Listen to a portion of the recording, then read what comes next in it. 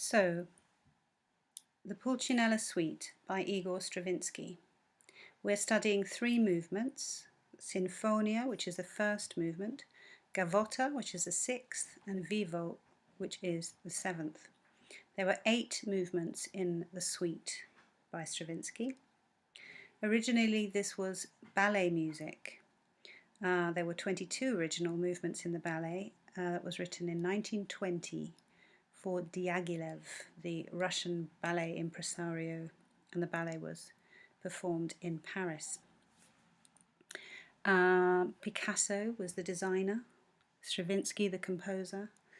It was a sort of match made in heaven. Now, he had written 3 previous ballets for Diaghilev: Firebird, Petrushka, and The Rite of Spring.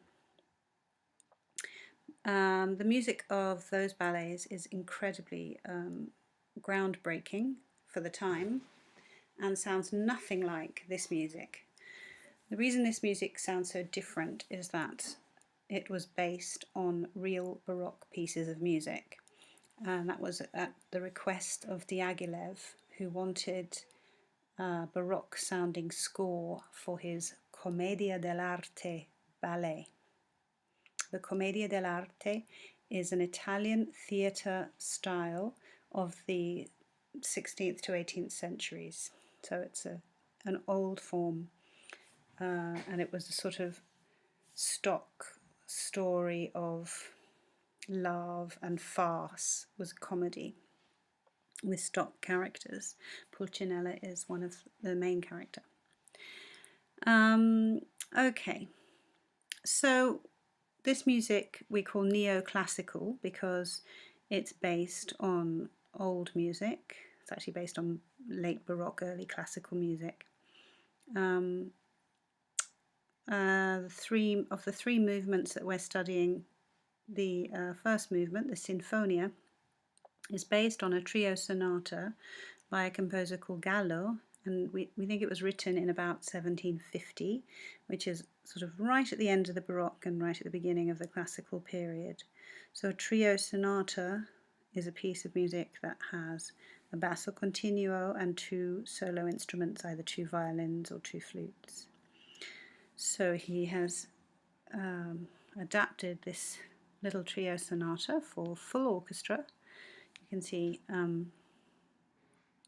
string ensemble. It says orchestra, violin 1, 2, viola, cello, and double bass, and a solo quintet of strings, violin 1, 2, viola, cello, and double bass. These are all soloists. And what they call double wind, so 2 oboes, 2 bassoons, and 2 horns in F. You must read the horn in F parts down a fifth, a perfect fifth. So this F sharp here is actually a B. This A here is actually a D. So Stravinsky had in his orchestra 32 players. It's a 32-player chamber orchestra, which is the sort of size that Haydn would have written for. In his first movement, he uses no brass and no flutes, but he does use them later on. He uses a full orchestra, all the instruments, including brass and flutes, in the Vivo, which is our third movement we're studying, but literally only for 2 bars. The tutti orchestra most of the time uses a much smaller ensemble.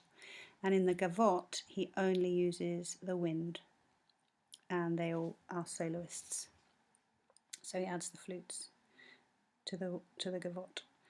Okay, let's have a look in detail at the Sinfonia.